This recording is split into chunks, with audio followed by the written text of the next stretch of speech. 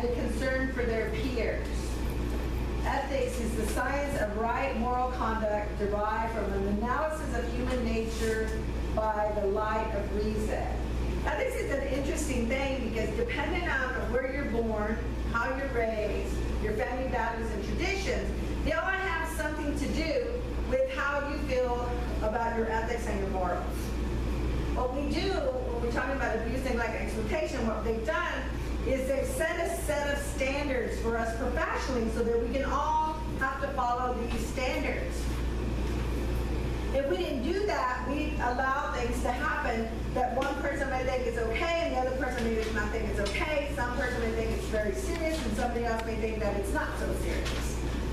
So this was designed so that we could all, as a group of people, have some set of laws, so to speak. Okay?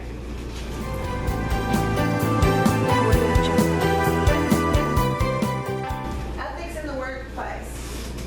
And we did a little chart here on proportions. Ethics in the workplace.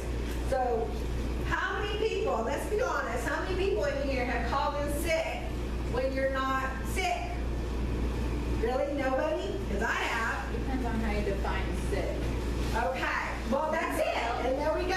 We're talking about ethics as far as, well, it depends on whether or not I'm sick. Well, what kind of sick are you talking about? Am I having an emotional day, a mental health day, my stomach hurt? What is the definition of sick? But we know we're talking about people who are saying, I'm calling in sick today so I can go hang out with my husband. I'm going sick because I want to leave early for my vacation. When we're talking about that, that's what we're talking about as being calling in sick without really being sick and taking time off, like using your sick time. Keeping quiet when they see coworkers' misconduct. How many people have done that? How many people in here have done that? When you see something that's not going quite right and we get quiet, why do we do that? Fear. Huh? Fear. Yeah. Fear? Fear what? Protect their feelings, recourse. Yeah. Retaliation, recourse, scared of saying something. And sometimes we're just scared that we're not right. Yeah. We're scared if we say something, maybe we're not right. And that's when we get into that moral dilemma. Okay? And 35% of the people do that. Seeing coworkers lie to customers, vendors, or the public. You ever seen that? Yep. Give me an example of that. Sarah? When I worked in the food service industry, I would see my coworkers lie to customers all the time about where we got food from. This is all beef and it's horse.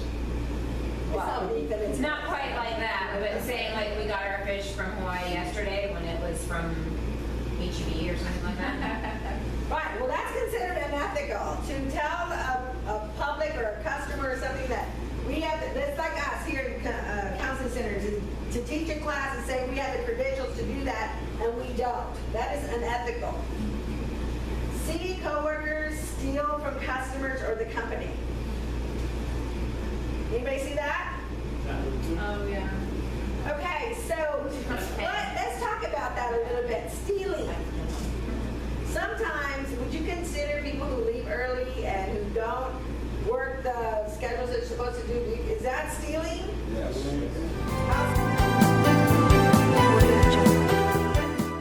I'm going to talk a lot more about reports and investigation.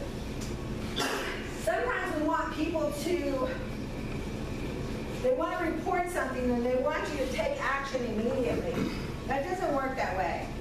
When we get a report of some abuse, because we have gotten reports of abuse, we can't just act. You have to take statements. You have to go in there totally impartial. Say you like the female, but you don't like a male. And we have these issues here because we're a male-female facility.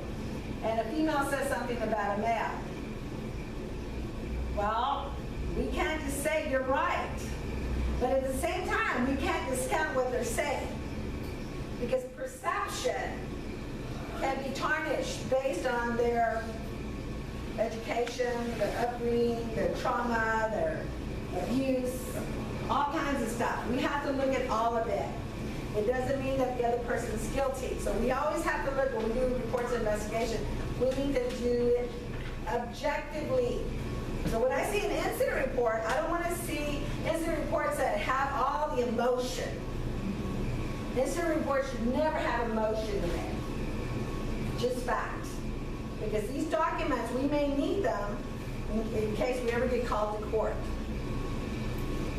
So if you put, well, I felt that she was yelling and screaming and stressing, everybody was getting upset, and I know she was this, and I know she was that. Well, you don't know. We know what we see. So there's certain ways that we have to write that. You know, the client was very upset, evident by her crying, her yelling, or whatever, or his crying, yelling, whatever. So you have to put certain wording so that you protect yourself. Don't assume. We never ever assume what's going on with the resident.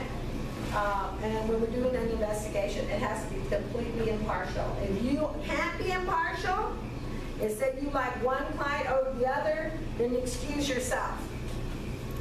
Okay? So if you, like monitors, you would go to your supervisor. You report the facts to your supervisor, and then they will take care of it. Everybody else should be doing it to the supervisor, director, whatever. But it's important that you only state the facts.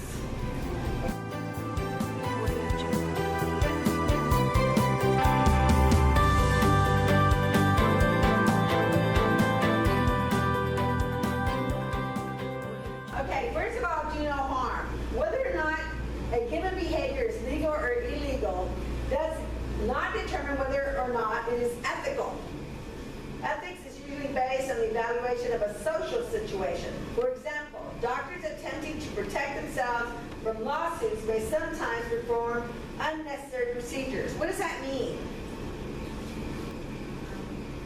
Right? What is that, like stretching the scope of things? Right? It'd be stretching the scope of things. It's like if I have a client that comes in here and goes, I said, do you have an anger problem? And they said, well, I get mad sometimes. Does that mean they have an anger problem? So I determined just by that conversation that, oh, well, he's got an anger problem. So let's put him into an 8-week anger management course and charge him $120 for that. Would that be ethical or unethical? So if I was to ask a client, do you have an anger problem? And he says, well, I get angry sometimes. I would have to do what? Ask more clarifying questions, which is on a scale from 1 to 10, how angry do you get? Do you go angry every day, every other day? Or do you get mad situationally? When you get angry, how long does it take you to come down? All these different questions you want to ask before you can determine whether or not they need an anger management class. We do the same thing for drugs and alcohol. When we're assessing for drug and alcohol dependence or abuse, we ask a number of different questions to determine whether or not they have an abuse or dependence issue. If they have an abuse, we want to do their plan focused around that. And if they have a dependence, we want to be able to give them the type of treatment they need for someone who is dependent. Okay? The interesting thing is that I used to work at the Del Valley Jail. And every day when I went into Del Valley, I worked with people with domestic violence. And every day before I got into the jail, I sat in my car and I prayed on it because I said, please let me say something that is constructive and that will do no harm to another individual. Because sometimes in our field, we may say something or do something that adversely affects another person. We may not even know that we did it. That's why it's so important to really look at what you're saying and how you're acting and how it's going to affect your community. Now, sometimes if you have to talk harshly to a client because that's the only thing that wakes them up, somebody could come out and say, hey, that's abusive. How do we know that? We have a set of standards that we're going by, but it's a fine line. Because sometimes your clients won't hear anything but harsh tone. So we as counselors and as people that work in this substance abuse facility or transitional housing, we have to try different techniques in order to try to get to the client, to help them grow, to help them be better people. To just be mean to somebody. When I used to work in the prison, I used to watch that. Somebody would be like, get over here, run, and they're screaming and hollering, and I'm like, what's the purpose of that? What are they getting out of that? That was abusive. That was considered unethical for them to do that.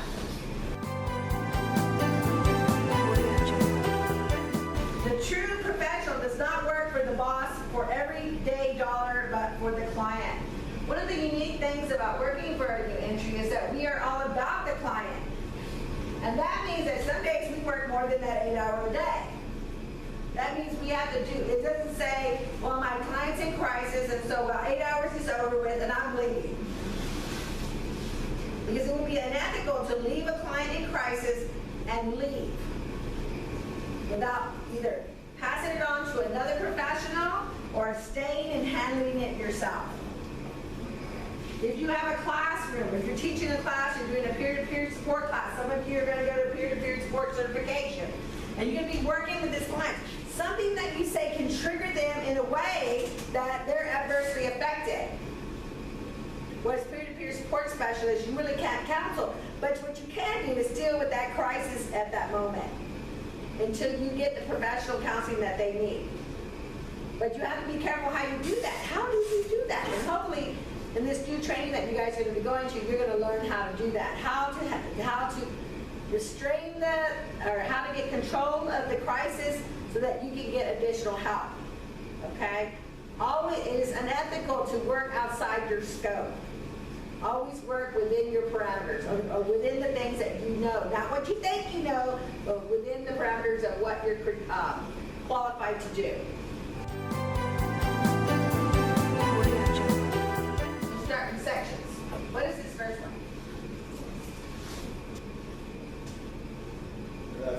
Unethical work standard. I can't see that. An ethical work standard is not work for a business code of ethics that could compromise your own values and morals. I want to try it.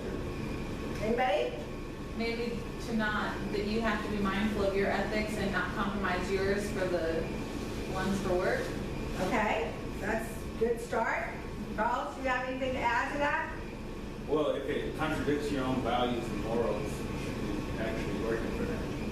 What kind of quality of employment, what kind of employer would you be if you work for someone who's doing stuff that goes against your grain?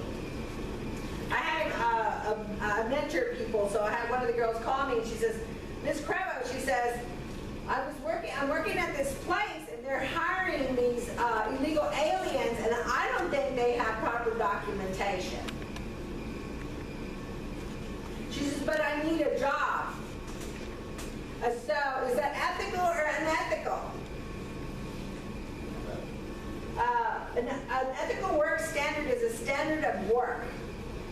So if you have people that are not working to the level that they need to be working, and you say they're just sort of haphazardly doing their job, coming and going whenever they want, if they're doing stuff like that, and you're watching this, is it unethical for you to agree with that, disagree with that, report that? No, it's not unethical to report it. Because? You should actually be obligated to report it, so that way you are not part of it. Right, because when we ignore stuff that we're seeing and we become part of the problem, not part of the solution. And, you know, when people do that, if you really look at it, you're doing the work. If people are not holding up their end, the work has to get done, so who's going to do it? The other employee. So it's unethical to do that. It's unprofessional and unethical to work within the facility that compromises your own values. So if you're working for somebody who's going to compromise what you believe to be true for you or to be true for society as a whole, it's unethical to stay at that facility. When a professional does not uphold the rules and regulations or business or counseling facility, it compromises the well-being. But if you're not upholding the rules and policies of your facility, whichever it is, then you are acting unprofessionally.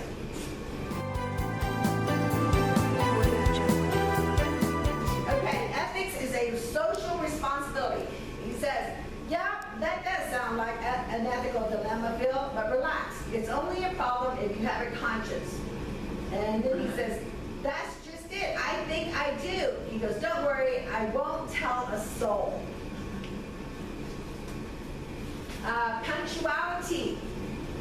If you don't show up to work when you're supposed to show up, and you leave when you're not supposed to leave, or you go to lunch and you say you're supposed to go to lunch for 20 minutes, you show up an hour and a half later, that's unethical. If you're not carrying your load, your responsibilities, you're not doing what you need to be doing, and that will be considered unethical.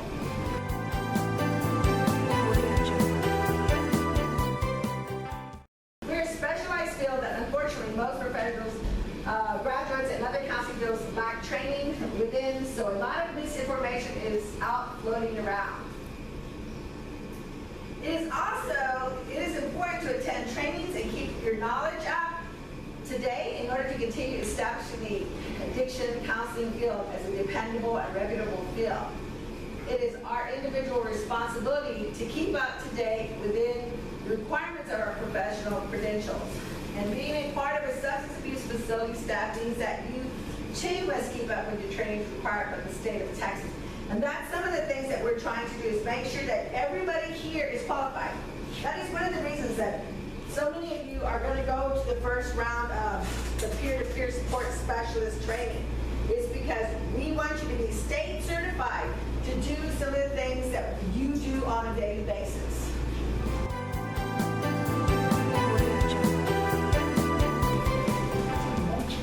One of the things that our monitors say is, I can neither confirm or deny that this person is on this unit.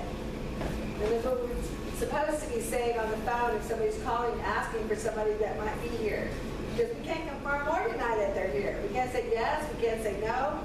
And that gets a little tricky sometimes because we have doctors calling over here, case managers calling over here wanting to talk to certain clients. And what we have to do is we have to sign a release of information. We do it at their intake, and the monitors also have a copy of that so they can know if they can talk to a particular person or not. Sometimes it gets a little scary because the police officer came to our door one day. We're standing out there, Katie and I were standing out there. We wanted to know if he could come in and see a particular client. And we had to tell him, you know, that's sort of scary. He's the law, right? Big bad policeman. So he's the law, and he says, well, I heard this person say, I said, I'm sorry, but we can't confirm or deny that he's here or not, and we cannot allow you on this facility. Unless that was Look for him. Look. We can't do that. He goes, I'm the police. Oh, God. Yes. And I said, and I respect that and understand that, but there's nothing we can do. And luckily for us, because I felt really weird about that, because we've had times when we've come in and had to tell a resident, you need to go turn yourself in, you need to call this person. And so you just say things like, can you give me your contact number if there's anything I can do in the future to help you? At least you have that, and you can say, hey, this person came looking for you. We didn't tell them you were here, but for your benefit, you know, maybe you should turn yourself in. I'll give you a letter of residency, say that you're at the facility, maybe that'll help you out. I said, but we don't tell people. It was interesting because on this piece of paper here, it says, these are the penalties. For an innocent disclosure of confidentiality, it could run anywhere from $100,000 to $25,000 a year. It's called Tier A violation. Tier B violation is violation due to reasonable cause and not willful neglect. So you did it, you said it, but you weren't doing it to be neglectful. And that's $1,000 to $100,000. Violation due to unwillful neglect, but later corrected. So you told, but you didn't mean to tell, so you're trying to make corrections. That's $10,000 to $250,000 violation. And Tier D is uncorrected violation due to unwillful neglect. $50,000 to $1.5 million fee. That means that if you have, let me give you an example. I work for the IRS, right? I work for the IRS and I have personal information for a lot of people. If I would have made a copy of the report they gave us to do and take it home, and I sold it, that is a willful violation. Okay, that is like the ultimate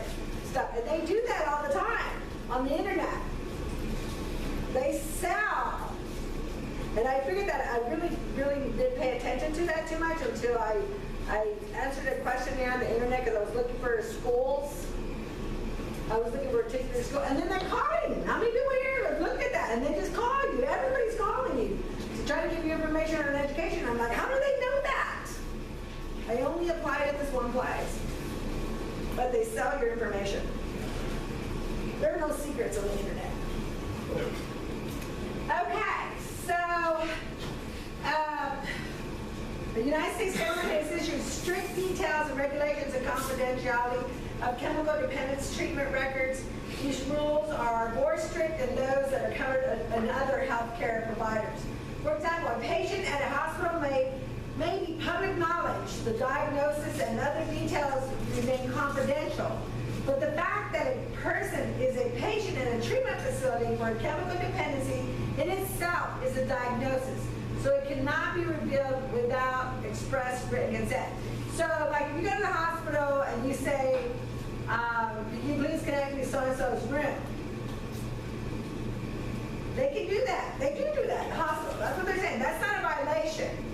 Because being at the hospital is not a diagnosis.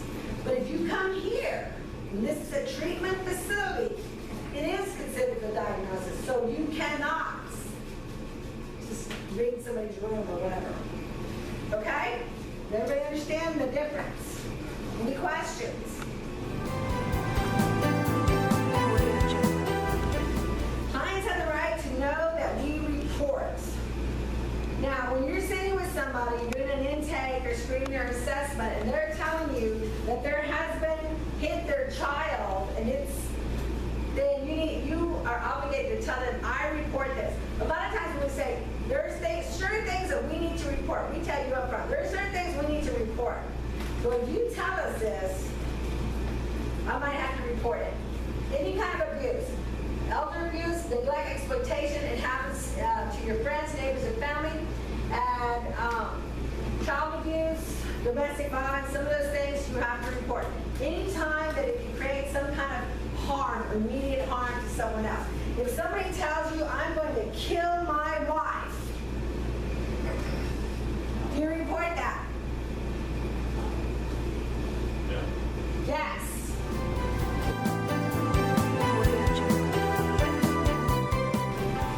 Okay, and they developed the HIPAA laws for health and public information.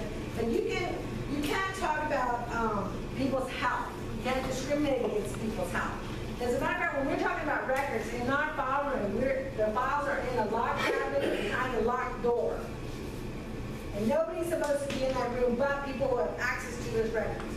So a monitor should not be in the file room. There's no reason for them to be there. So they should not be doing that. And it's different. Some of these are different for the Weberville facility, but confidentiality is pretty standard across the board, and that is not. So if you have your client records, then you should have them, locked. You have a cabinet and in a locked room. Okay, so exploitation. The timeline. Chemical dependent persons enter treatment, confused and impaired judgment often occurs.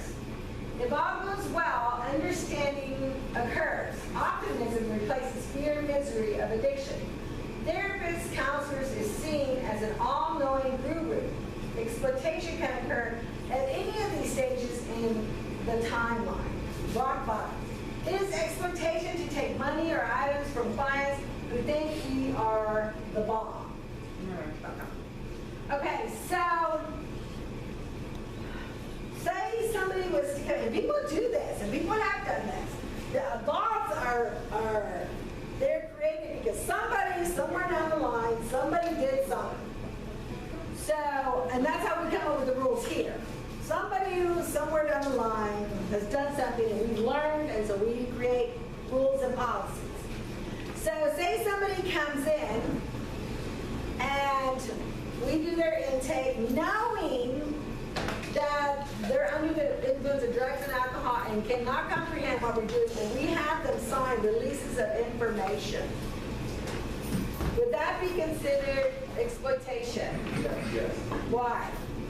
because they're under the influence and not coherent of their own accord.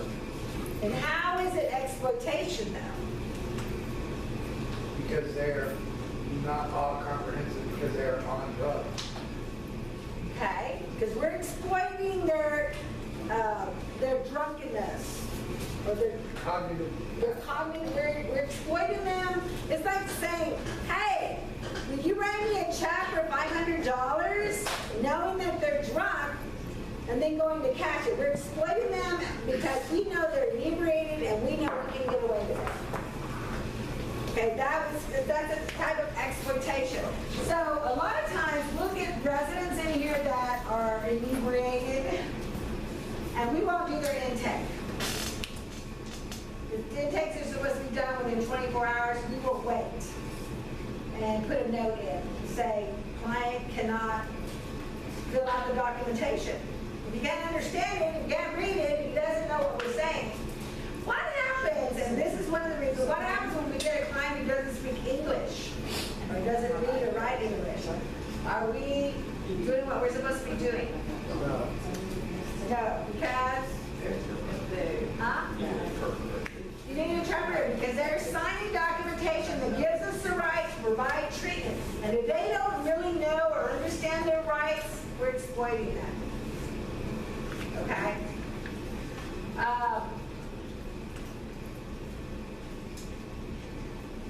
Exploitation abuse. It is exploitation to utilize the clients as sounding boards for the clinician's problems or daily life. What does that mean?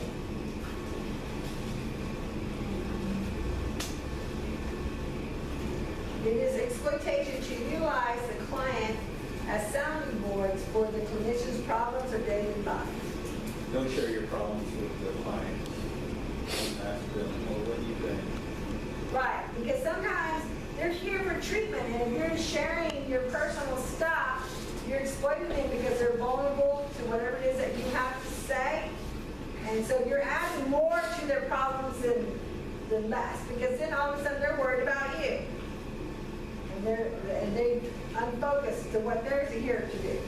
But this is for anyone. We have a lot of obligations as employees of a new entry. Okay? Number one, colleagues, knowing what each one of us is qualified to do and what we can contribute. Family, leaving our job issues at work and our family issues at home. And clients, keep up to date with information, rights, and personal boundaries. You know, colleagues and knowing what each one of us is qualified to do and what we can contribute, it's important to know that.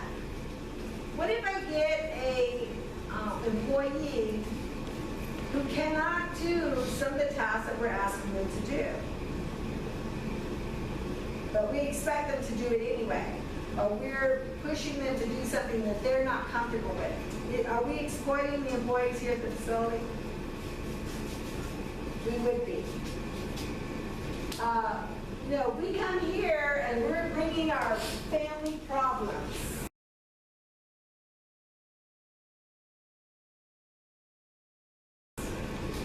Our kids need this. I need to take off. I need to do this. I'm upset about the job. If you're bringing your family problems to work, is that a violation, an exploitive violation? Huh? Yeah, I don't know. Yes, you're bringing more problems to work. You're not focusing on what needs to be done at work. You bring your family issues. Right, but does your employer pay you to come and, because can you work at 100% capacity if you're worried about what's going on at home and you're not doing what you need to do at work? No, you're not. If you're bringing your family and social and your personal problems into work and they're affecting the standard of care that we provide for our residents or our clients, then that would be considered unethical and exploitation. So we need to leave those issues at home. Just like when you leave here, you need to leave your issues here and go home and they used to be separate. And keeping up with the rights and information of your client. And this is a really tough one because, and I know for myself lately, I've been doing a lot of administrative work, and I've not been able to keep track of who's here. It is our our responsibility, and luckily I have a great clinical staff that's doing all that, but it is our responsibility to know who's on our facility, know what they're about, know what's going on. It's important to know what is happening in your facility. Okay, because you don't know if violations are occurring or not occurring. You don't know if people are being taught what they need to be taught. You don't know. And if you don't know, then you're not being very professional.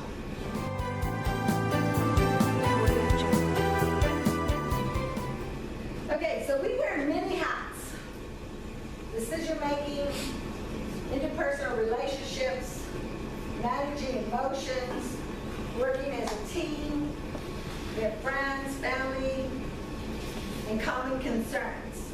So we wear these hats. And there's probably a whole lot more that we wear. Now, when we talk about managing emotions, we're not only talking about managing emotions with the resident or client, we're talking about managing our emotions as well. Because it's counterproductive if you're so emotional that you can't teach a class, or you're so emotional that you can't help someone else. So we have to manage those kind of emotions. And you have to be able to communicate with other people, your supervisor, your coworkers, say, hey, I can't work with this person because this person has these issues and it's triggering me. There's a transference is going on in there. Something's going on that's affecting you. It's really important that you report that. Interpersonal relationships. Have you ever run across somebody that reminds you of someone else?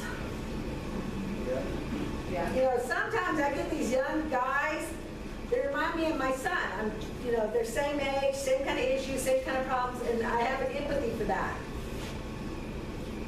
Having empathy is okay. It's when it goes beyond and you start saying, he is my son. And you may not say it, but you need to look at it within yourself. Are you thinking it? Are you adopting this person emotionally and mentally? Because if you do that, you can't help them. The bias will come in. Even if they're not related to you, the bias will come in. And we start letting people get away with stuff, and we're not helping them do that.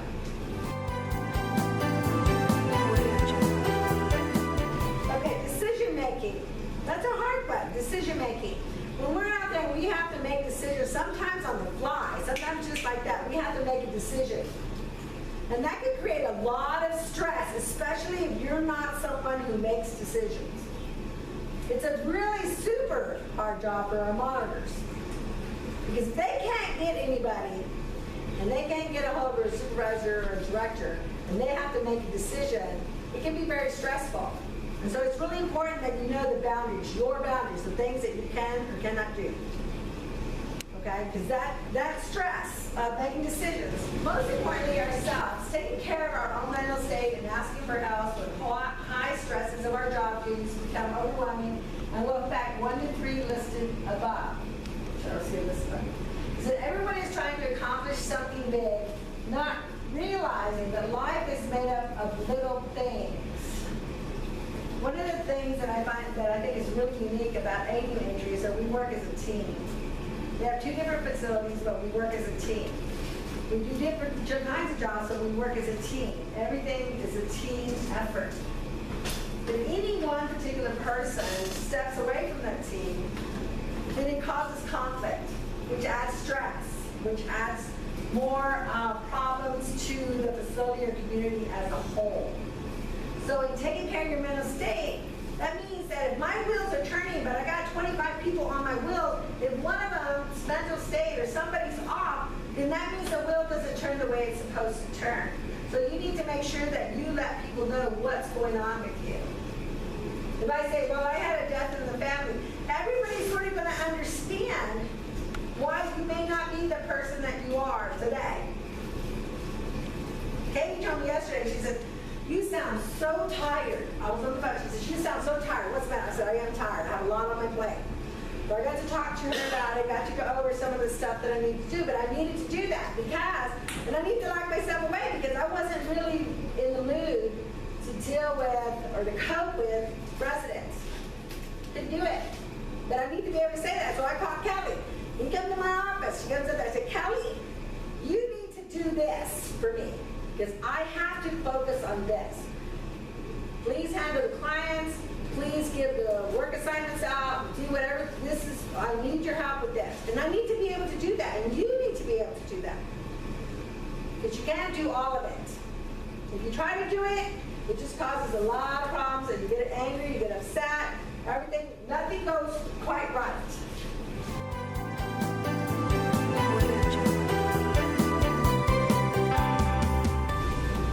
That's why I said we must balance our well-being. And sometimes at the end of the day, are you tired? Have you had too much to deal with that day? Have you heard too much sadness? Have you heard too much sorrow and pain? What are you going to do with that? When I talk about we must balance our well-being, it has everything to do with you. It has everything to do with you taking care of you. What are you going to do with this? What do we do with this on a daily basis?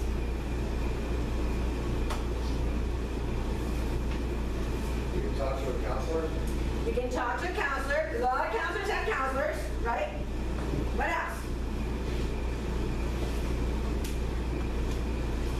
What else are you going to do for your well-being? You can do things like meditation, exercise. Meditation, exercise.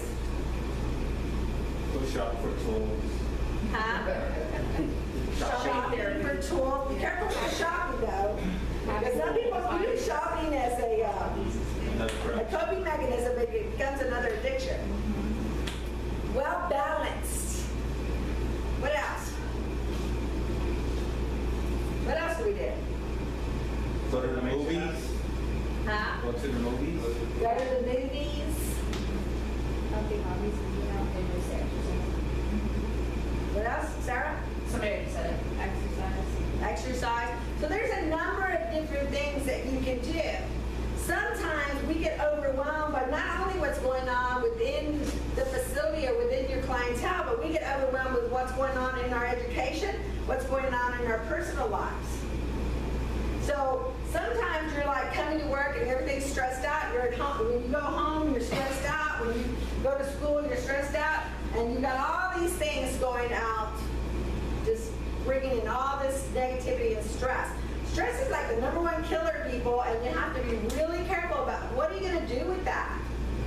And not enough people do stuff with that. I know. So you have to create a balance in your life. What are you going to do when you're absorbing all this stuff? Do you understand what I'm talking about when I say when you're absorbing it? What does that mean? Taking it in. What does that mean to take it in now?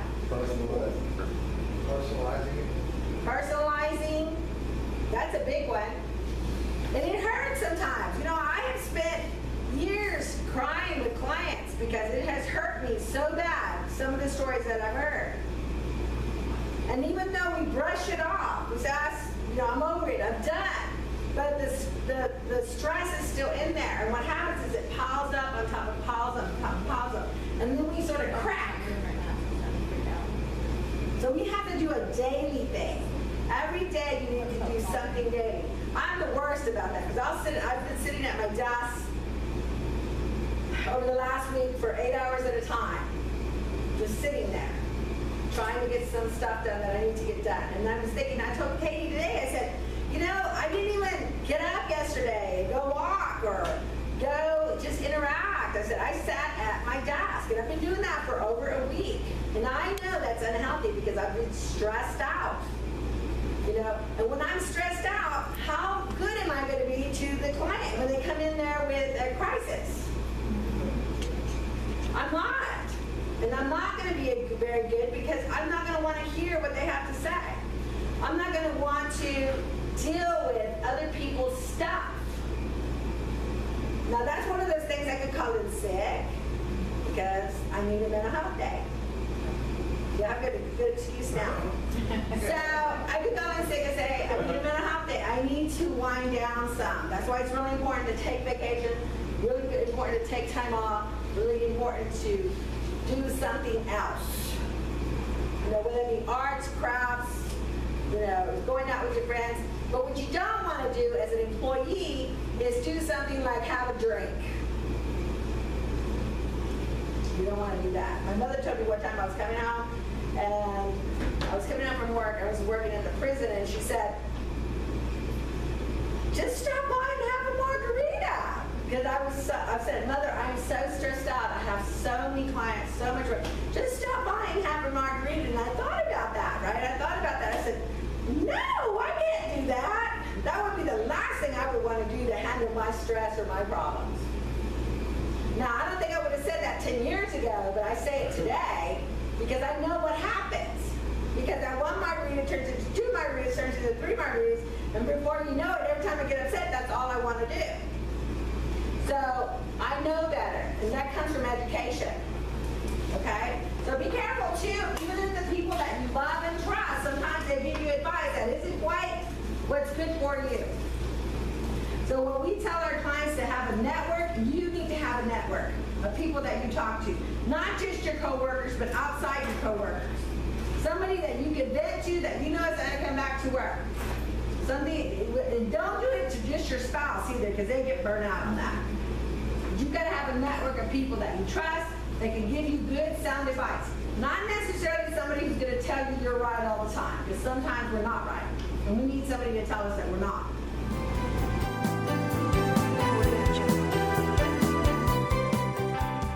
That's a whole lot of stuff that you're listening to on a daily basis. Even if you're not a counselor, you're listening to it, because if you have a transitional facility and people are talking to you, that's a whole lot of stuff that you're having to absorb. And all of that stuff is a lot of negativity. That's why I said we must balance our well-being. And sometimes at the end of the day, are you tired? Have you had too much to deal with that day? Have you heard too much sadness? Have you heard too much sorrow and pain? What are you going to do with that? When I talk about we must balance our well-being, it has everything to do with you. It has everything to do with you taking care of you. What are you going to do with this? What do we do with this on a daily basis? Okay, we affect those around us. It says, don't write your name on the sand. Wave will wash it away. Don't write your name in the sky. Wind may blow it away. Write your name in hearts of people you come in touch with. That's where it will stay. How many people in here have said to themselves, why do I do this work? Because everybody at some point says, I could go get a job. I'm a professional planner. I could go out there and get a job and not deal with the day-to-day stressors. And I have to remember why it is that I do what I do.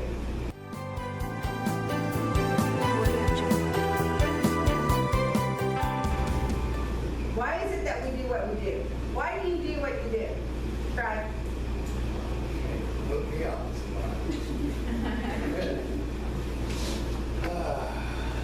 Because I would love for it. Because I remember where I came from, so maybe I can help someone else. okay. Richard, why do you do what you do? Called to it. I'm called to it. You're called to it. It's a spiritual thing, right? What else? Karen? I just want to try to make the world a better place. Okay, you want to make a world a better place. And you know, sometimes we don't think about, or we don't take the time to think about, why is it that we do what we do? This morning I got a call for one of my mentees.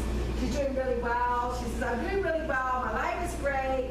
I've got a boyfriend. I just got promoted. So those things, when people remind you of the good things that you've accomplished in your life, sometimes that brings up your spirit too.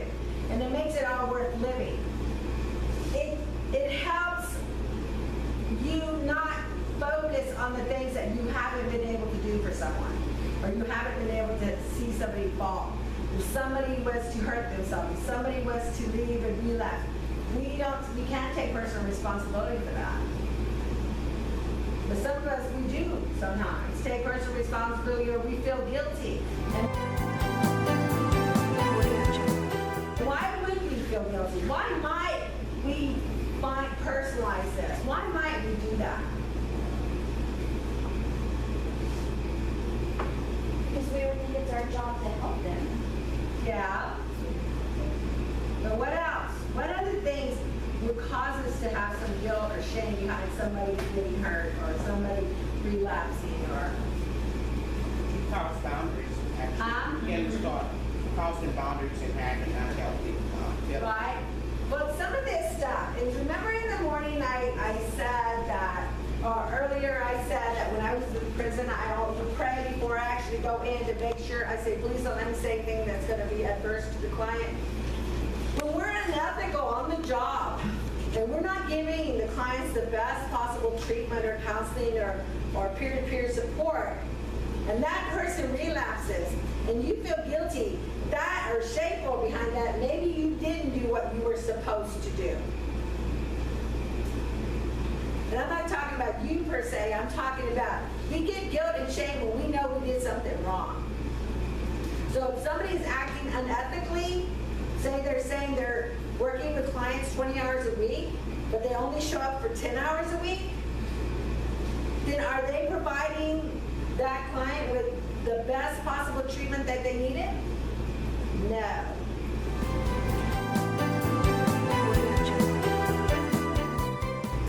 Sometimes, we may work in a field where we're working with clients all the time. We've been doing it for a long time, right? And you hear counselors talking to the clients, and you're learning, you're absorbing all this. So you talk to one particular person, and you know what to do because you've talked to enough counselors, you've been around enough, you know what they've been doing, you know what the answer is. And you sit down with that client and you give them that advice, ethical or unethical.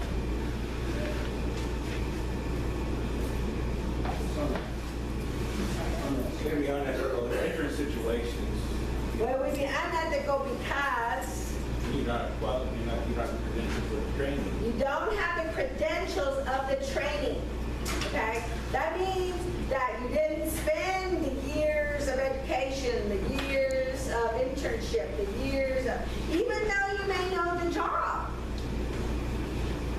to give anybody any kind of counseling without the credentials is a violation of state law. Not only is it a violation of our ethics for this company and according to the 448.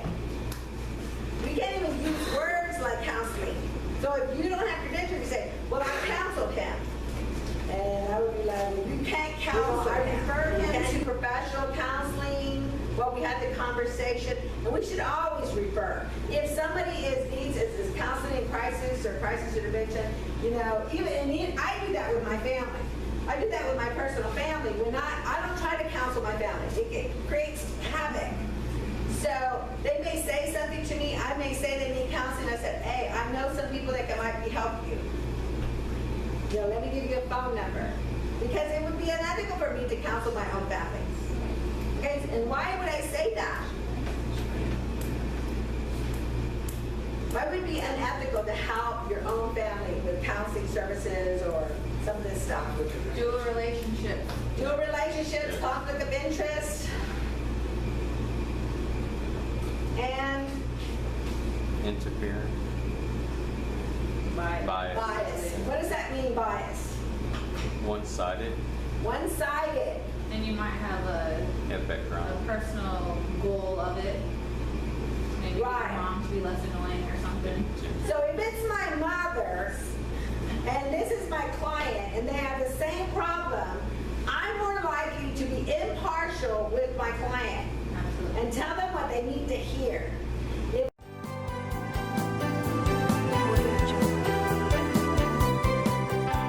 We don't have to know that somebody has a mental health issue to have these kind of situations. Maybe they don't have a major mental health issue. Maybe they're detoxing. Well, some people just like to talk. Maybe some people just like to talk. So the question is in here, what do we do with that person? Because that is the dilemma that we have to answer. So what could I do? Do I kick her out of my class, kick him out of my class? Do I tell him to be quiet? Do I remove him from the community as a whole and discharge that person because they're not fitting into everybody else's mold? No, I think, again, for me, the biggest question when I was talking to Karen about it was, my heart hurts for this client. Because like I said, I see this client, She's really trying.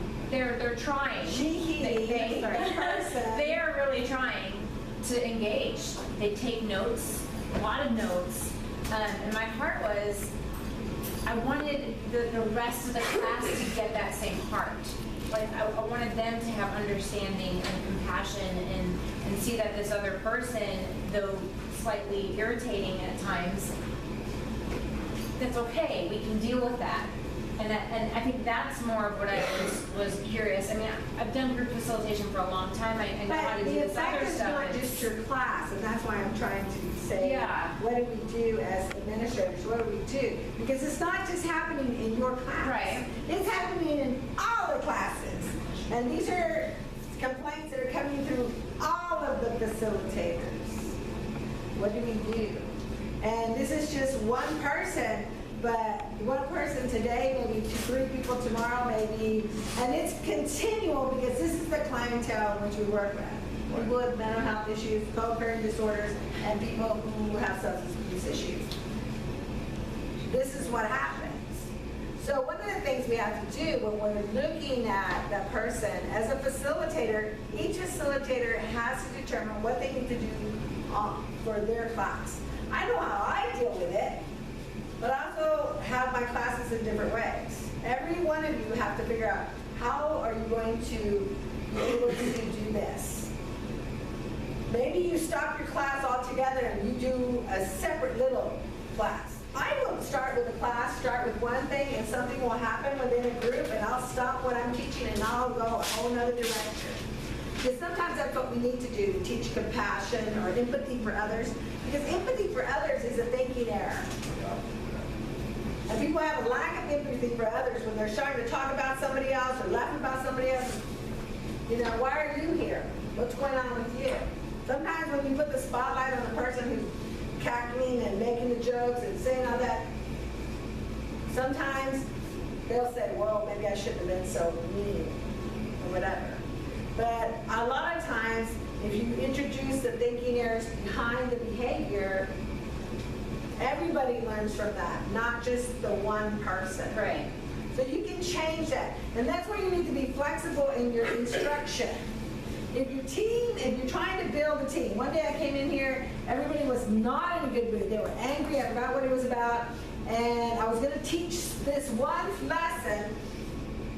And while I started to do that, I just felt the energy of the room, and I said, I'm going to not teach this, because what's going on in the room. Let's talk about what's going on in the room. And the lesson changed, and you need to be able to be flexible that way. Look and see what's going on in the environment, and then sort of figure it out. We're going to have people like that. Yeah.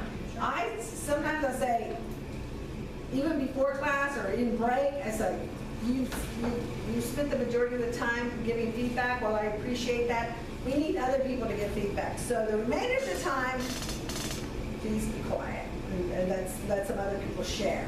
But I have things to say, and I understand that, but we have 20 people in the room, and everybody should be allowed a certain amount of time. Katie gave me this idea today, which I like it. She says, give them little cards that say, you can ask, especially with your problem people, you can ask 3 questions within this time frame that are 3 minutes long only. So, sounds a little weird, but I sort of liked it. It says, you want to make a comment and you want to comment on something, so you turn over your little card, and for 3 minutes, you have 3 minutes on the floor and you get to talk. And then you might have another in a 2-hour time. You might have 3 3-minute conversations.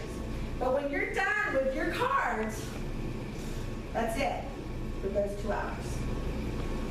Maybe even add on that and then tell them if they have more questions that they could write them down and come to you with them later. So that way That they could- don't that feel like could they work. don't have a voice. Well, that works if you're available for later. That works. Or next class or. Or the next class, but then it would still have to be done. But each individual, I mean, there can be a standard.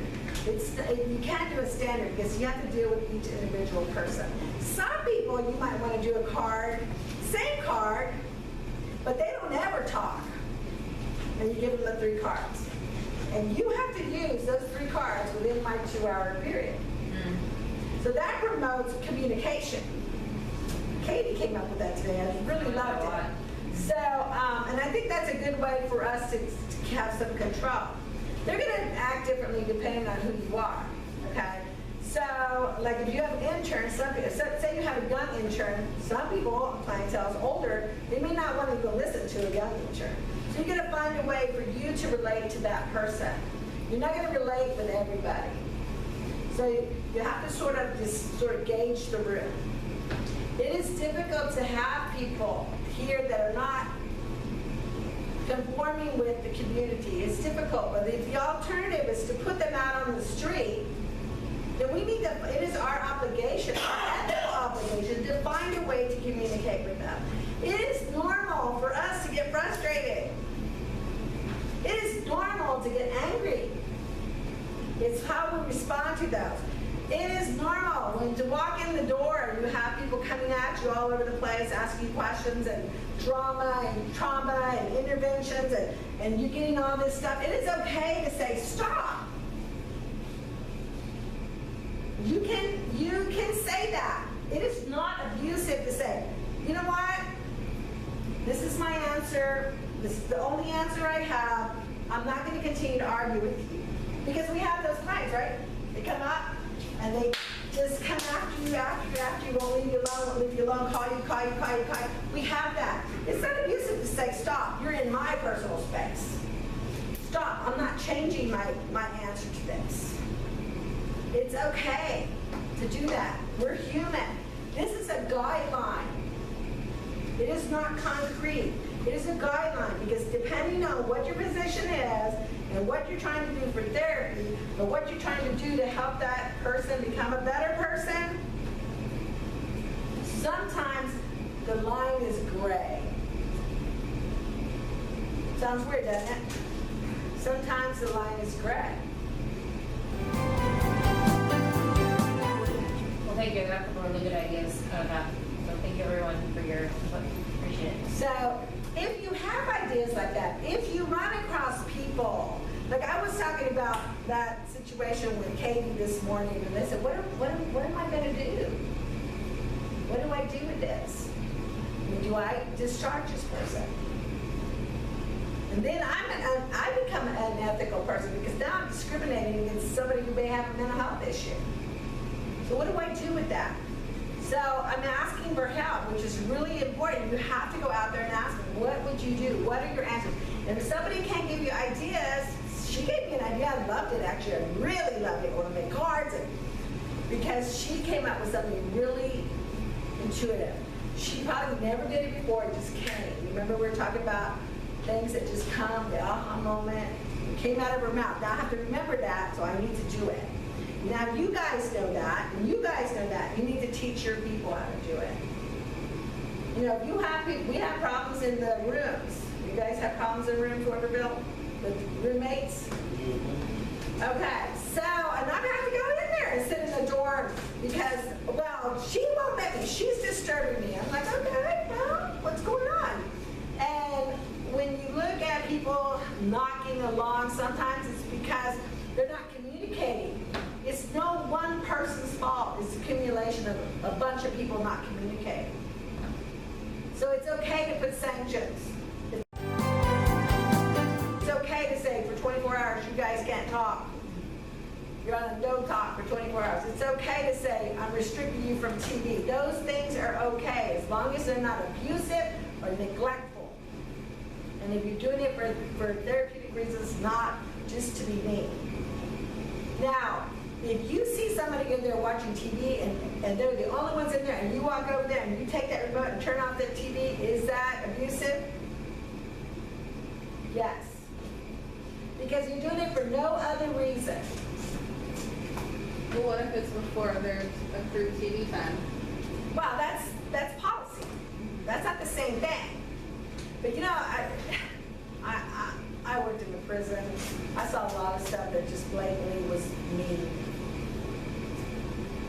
Just people yelling at each other. I mean, officers yelling at inmates. I mean, I'm just looking at them like, what is the purpose? What do you learn from that? What are they learning from that?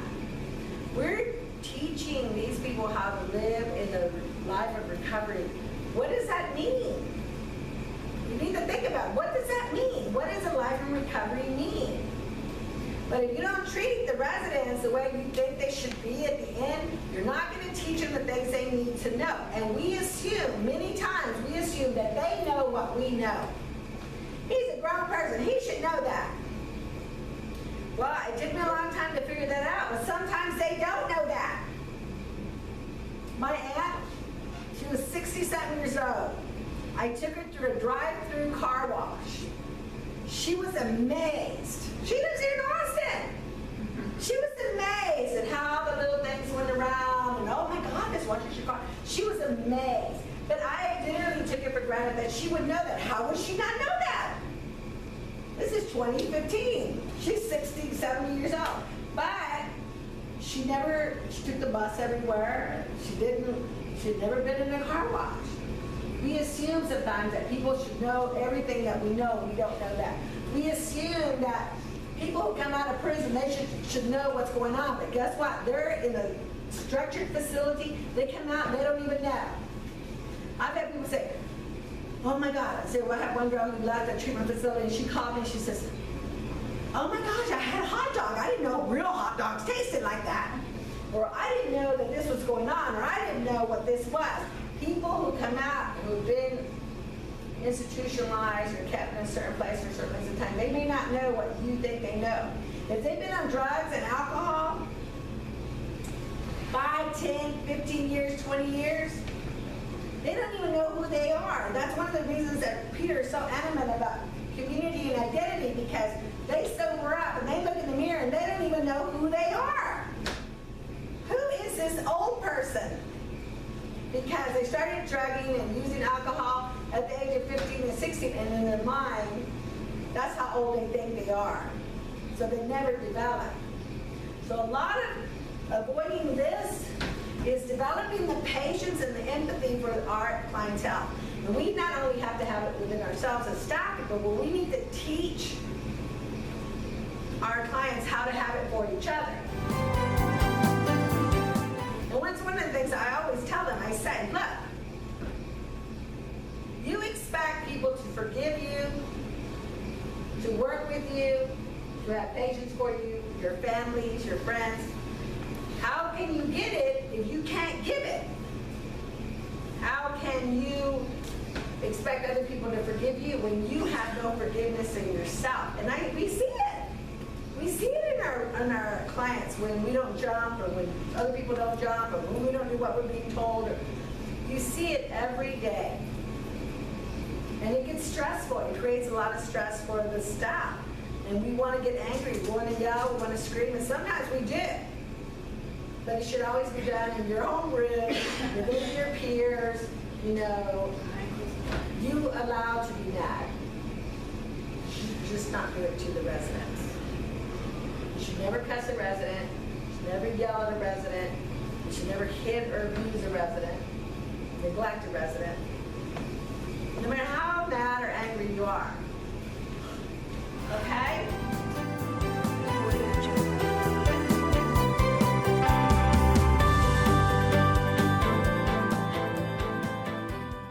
Not just addicted to some drug or alcohol, they have co-occurring disorders. They have problems that have led them to some of their issues, or their substance abuse issues has caused problems for them. We have, it says 20 to 35% of the people have suicide or attempted suicides. or suicide ideation. We have 50%. We've had traffic problems or traffic fatalities where they've lost people in their lives or they've gotten hurt. 49% of the murders are substance abuse related. 68% of manslaughter charges are substance abuse related. 69% of the people have drowned because of the use of drug and alcohol. 50% of spousal abuse is because of drug and alcohol. 80% of child abuse is because of drug and alcohol. And 50% of rapes is... Okay, we affect those around us. It says, don't write your name on the sand. Wave will wash it away. Don't write your name in the sky. Wind may blow it away. Write your name in hearts of people you come in touch with. That's where it will stay. How many people in here have said to themselves, why do I do this work? Now everybody at some point says, I could go get a job. I'm a professional planner. I could go out there and get a job and not deal with the day-to-day stressors. And I have to remember why it is that I do what I do. Why is it that we do what we do? Why do you do what you do? Right? Look me up.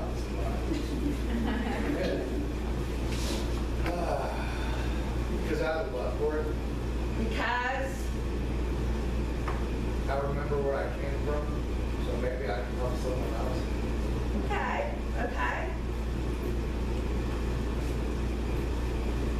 Richard, why do you do what you do? I'm called to it. I'm called to it.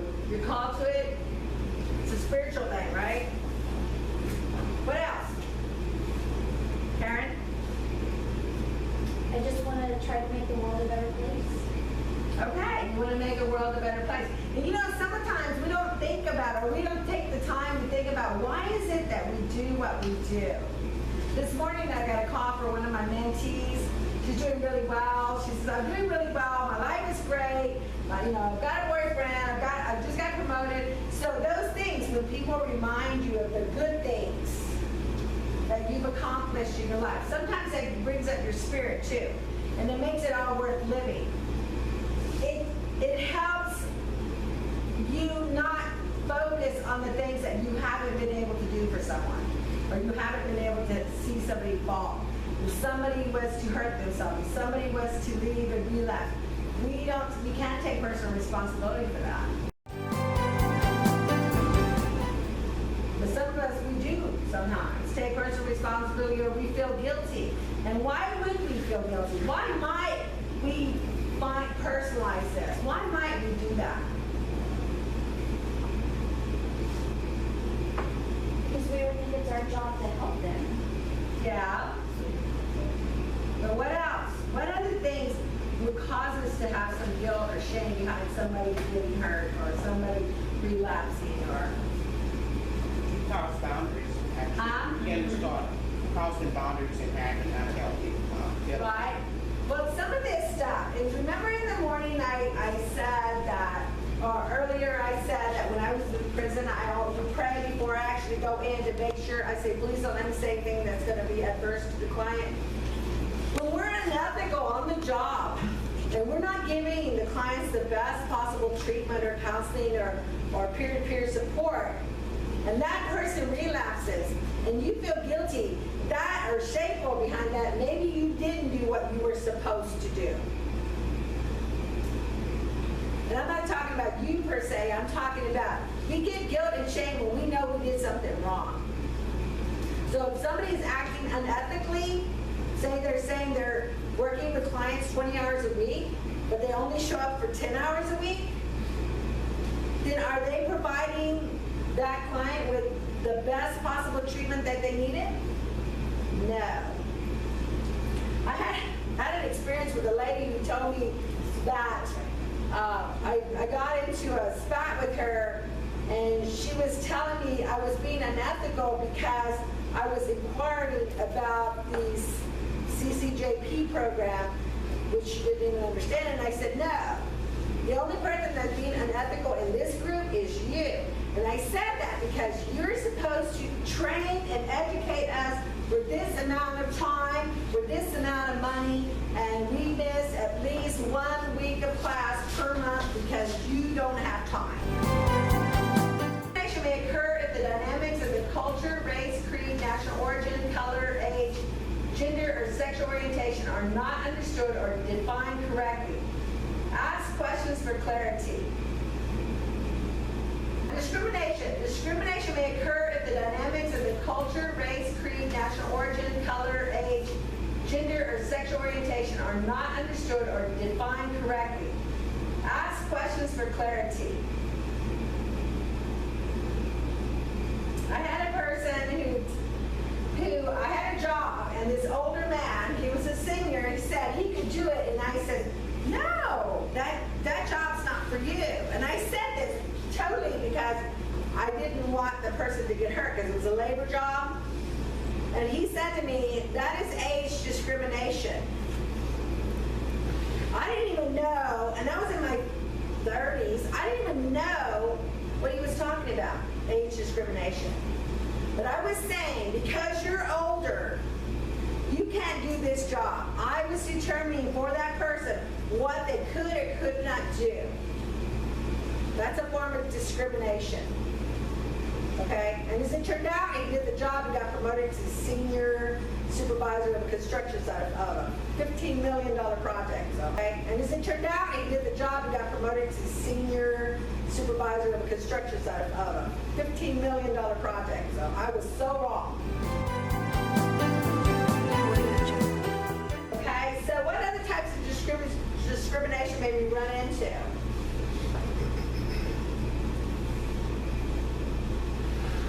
Race, Race, sex. sex. I know, but I need more than one word. What type of discrimination? Their history, Their history.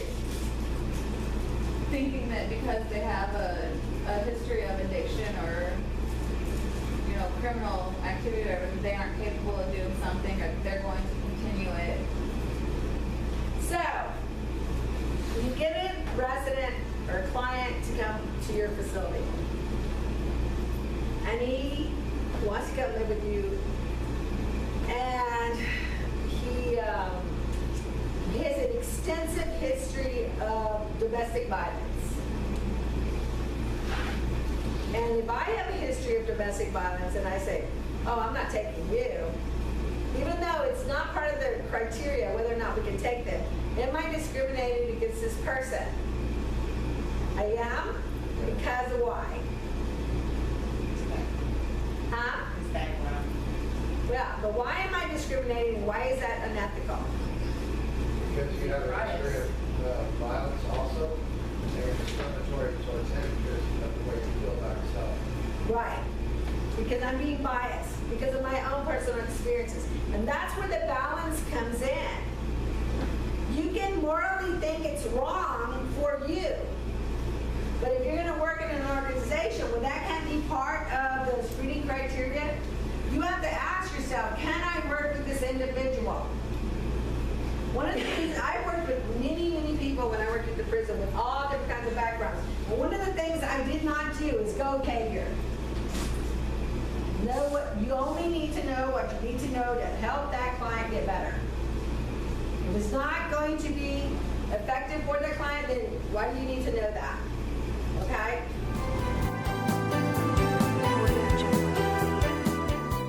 Be aware, be inquisitive. It is important to ask questions and not assume. Alcohol and other drugs addictions are protected under the Americans with Disabilities Act. Discrimination can also occur with those in recovery and those who are not.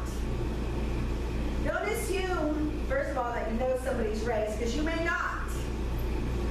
Don't assume that don't assume that you know their culture because of their race. Because you don't know where they came from. Sometimes we assume because somebody says Latina, right? Somebody's Latina. I'll use myself as an example because I know me. But, I'm Mexican-American, so I've had people come up and start talking to me in Spanish. And I'm like, okay, I can understand some of it, but I don't know that much of it. But they automatically assume that I do know. Right? And then they assume that I'm Mexican, which I thought it was sort of funny because we did a DNA test for our whole family and I found out I wasn't. I found out I was Portuguese, American Indian, Asian, which was sort of interesting because we make assumptions based on the culture. We make assumptions based on what we perceive to be correct. The first time I saw an African American person speak Spanish, I was totally freaked out. I was a young person. I was in Mexico City, and I saw this African American person. He's speaking fluent Spanish, and I don't speak fluent Spanish. And I'm looking at it and like, who is this person? And where did he come from? Some of the discrimination comes from being naive, not being exposed to different. I met a lady from Ethiopia, and I said some crazy stuff. I must have been about 20 years old, and I said, "You don't look like you're starving." And she looked at me, and I was totally innocent in that. But that was because on TV, Michael Jackson's song, what was the name of that song? We're the World or whatever. Everything you saw on TV with Ethiopian people that were dying of starvation. Because that was what was in my brain. So sometimes discrimination comes innocently. That's why it's important to educate yourself and get yourself more knowledgeable. And we do that through trainings and through speaking with people and through just educating yourself. Drinking and other drug use. All staff should be clear that it is a compromise of ethical standards when any drug or alcohol use is glamorized or even associated verbally within the workplace. What does that mean? Don't fantasize about it. Does that mean that everybody who works here cannot have drugs or alcohol or drink? Well, we can't do drugs.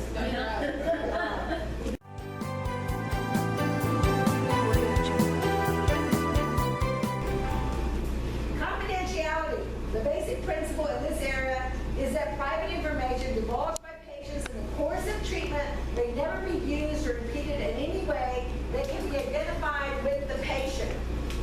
Written consent must be obtained in all situations of communication with outside sources, and it must be specific and not generalized. Better to keep your mouth shut and appear stupid than to open it and remove all doubt. By Mark Twain. In our facility, and we just ran across this not too long ago, like this week, we ran across it this week.